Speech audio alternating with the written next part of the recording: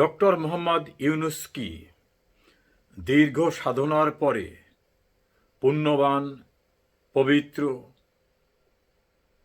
সিদ্ধ পুরুষ হিসাবে আবির্ভূত হয়েছেন?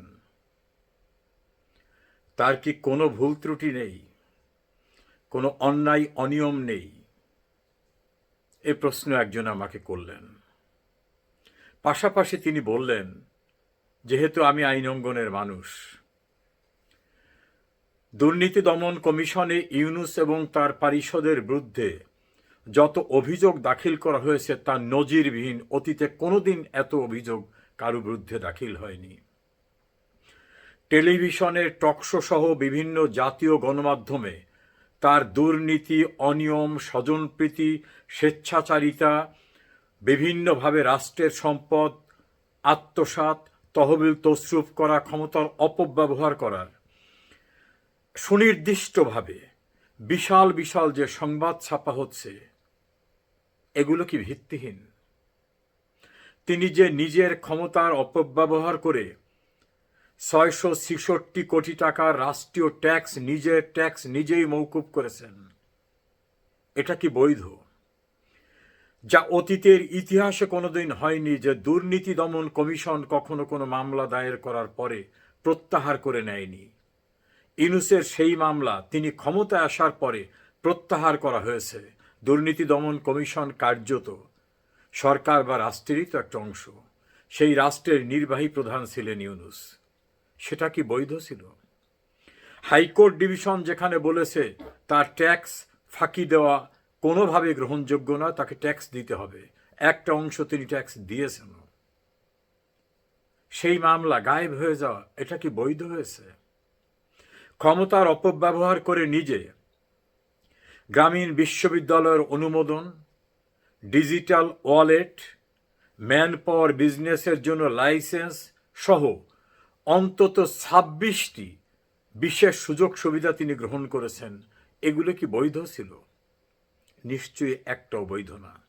তার বিরুদ্ধে যতগুলি আলাপ আলোচনায় শব্দ উচ্চারিত হচ্ছে, তাকে বলা হচ্ছে বাংলাদেশের ইতিহাসে এর চেয়ে দুর্নীতিবাজ কেউ আসেনি। কেউ কেউ বলছেন তার চেয়ে বিশ্ব বাটপার কেউ কোনোদিন আসে নাই।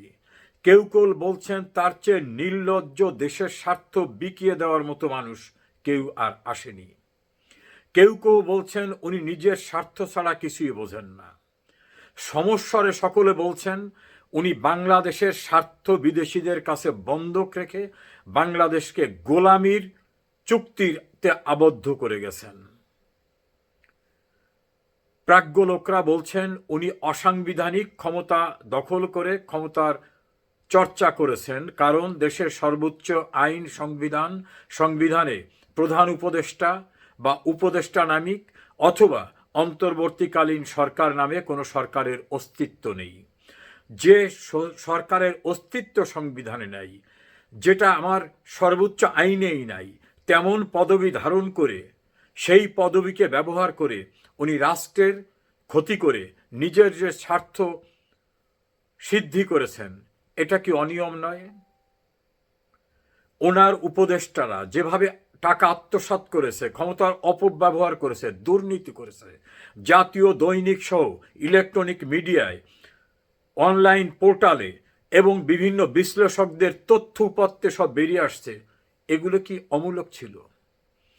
এত অনিয়ম, এত অবৈধ কর্মকাণ্ড, এত দুর্নীতি, এত ক্ষমতার অপব্যবহার, এত সংবিধান লঙ্ঘনের ঘটনা, এত স্বেচ্ছাচারিতা, এত স্বার্থ সিদ্ধি করার ঘটনায় একটা ইনকোয়ারি কি হতে পারে না? ইনকোয়ারি মানে তো জেল ফাঁসি না। আমাদের সংবিধানের অনুচ্ছেদ 102-এ হাইকোর্ট ডিভিশনের অরিজিনাল জুরিসডিকশন দেওয়া হয়েছে ব্যাপক আকারে, যেটা অপ্রয়োজনীয় তেমন ঘটনায় ইনকোয়ারির আদেশ হয়।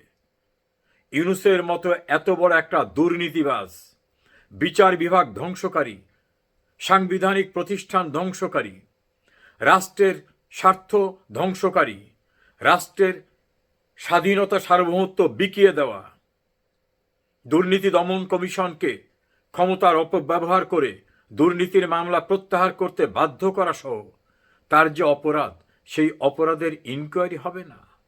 আমাদের হাইকোর্ট বিভাগ এমন একটি গুরুত্বপূর্ণ জনস্বার্থ সংশ্লিষ্ট রিট পিটিশনকে শুরুতেই খারিজ করে দিয়েছেন।